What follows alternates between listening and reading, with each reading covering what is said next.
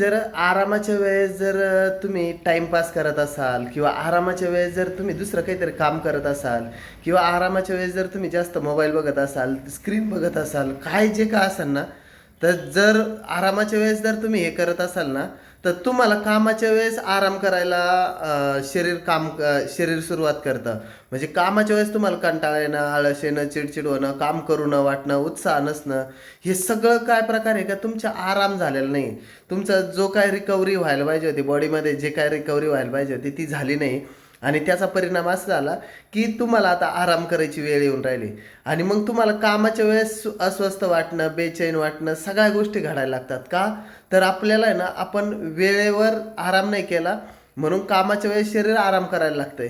आणि मग त्याचा परिणाम असा होतो की आपलं काम तितकं परफेक्ट होत नाही किंवा झालं तरी पण तितक्या वेळात चांगलं होत नाही. तर बऱ्याच गोष्टी घडायला लागतात. तर याच्यासाठी ना आपल्याला